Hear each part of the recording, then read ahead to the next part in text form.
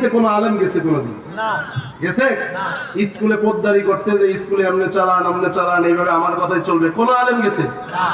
তাহলে মাদ্রাসার উপরে আইসে কেন ইমামের উপরে, আলেমের উপরে, মুহতামিমের উপরে কেন কথা বলবে যে এইভাবে না এইভাবে? আলেম ইমাম অর্থই নেতা।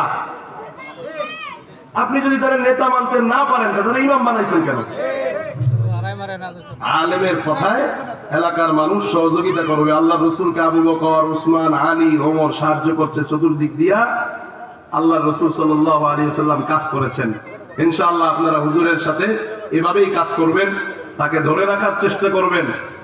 তিনি চলে গেলে এর থেকে ভালো জায়গা পাবেন, কিন্তু আপনাদের প্রতিষ্ঠান আগে এমন উন্নত হয় নাই। তিনি চলে গেলে কি হবে আল্লাহ পাক জানে। আল্লাহ পাক যেন তাকে এখানে স্থায়ী রাখেন, এই মাদ্রাসার দাওরা হাদিস পর্যন্ত হয়। আরো জোরে করি আমিন।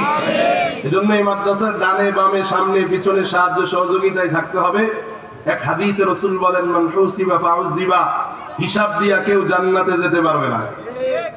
জান্নাতে যাইতে হলে কিছু বাহানা ধরা লাগবে, বাহানা। এখানে তারা থাকে যাদের সিনায় আল্লাহর সিনার কোরআন আছে। চিন্তা করেন, আল্লাহর সিনায় যা আছে তা যদি আল্লাহ কাউকে দিয়ে দেন, কারো সিনা দেয়, তো সেই সিনারে যদি জাহান্নামে দেয় তো আল্লাহ তো নিজেরই অপমান, ঠিক না? এই জন্য এরা এখানে পড়ালেখা করে। এই মাদ্রাসার সাথে পারিবারিক একটা সম্পর্ক আমাদের করতে হবে। কি সম্পর্ক? এটা আমার পরিবারের অংশ। আমার ছেলে খেলে এ মাদ্রাসার ছাত্ররাও খাবে। আমার ঘরে এসি লাগলে মাদ্রাসার এসি লাগবে। আমার ঘরের ইট কিনলে মাদ্রাসার জন্য আমি ইট কিনবো। এরকম নিজের পরিবার মনে করতে হবে। এটা আমার পরিবারের অংশ। আমার ছেলে মেয়ে হাসরে আমার কাজে না লাগলেও এরা কাজে লাগবে। এজন্য পরিবার হয়ে যাওয়ার একটা তরিকা পদ্ধতি আমাদের বুজুর্গরা আকাবিররা সিস্টেম চালু করেছেন। রসুল বিভিন্ন কাজে হাত দিয়েছেন, যুদ্ধে বা বিভিন্ন এলাকা জয়ে। এজন্য রসুল কিছু সদস্য নিয়েছেন। যেমন বদরের যুদ্ধে আল্লাহ রসুল সাল্লাল্লাহু আলাইহি ওয়াসাল্লামের সাথে সাহাবী ছিলেন 313। কত? আর ওই 313 জনের একজনও বাদ নাই। 313 নিশ্চিত জান্নাতি। নিশ্চিত কি?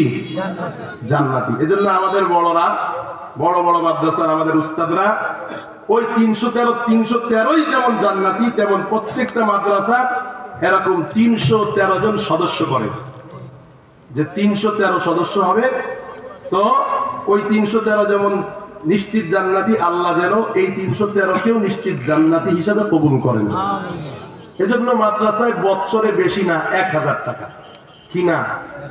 1000 বছরে একবার 1000 টাকা দিতে আপনারা আসবেন। মাদ্রাসায় আপনাদেরকে মেহমানদারি ভিআইপি আকারে করানো হবে। আপনাদের জন্য গজল বানাবে, আপনাদেরকে স্বাগতম জানাবে। কারা জানাবে জানেন? যাদের পায়ের নিচে ফেরেশতারা পাখনা বিছায় তারা আপনাকে স্বাগতম জানাবে। এটা কত বড় সৌভাগ্যের বিষয়। বছরে একবার আসবেন, একটা কার্ড থাকবে আপনার। এটা হলো কবরে ফেরেশতা, আযাবের ফেরেশতারা দেখানোর সনদ। এটা বলে, এই দেখছস বেটা, এই মাদ্রাসার সদস্য, স্থায়ী সদস্য, আজীবন সদস্য, শাস্তি দিতে আইছো, তোর কি ভয় ডর নাই কিছু? আমি নবীর ঘরের সদস্য। যেজন্য মাদ্রাসার স্থায়ী সদস্য হয়ে যাব।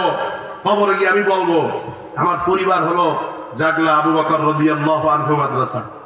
নাকি? এটাই তো নাম নাকি? কে মাদ্রাসায় বছরে 1000 টাকা দিবেন, জীবনে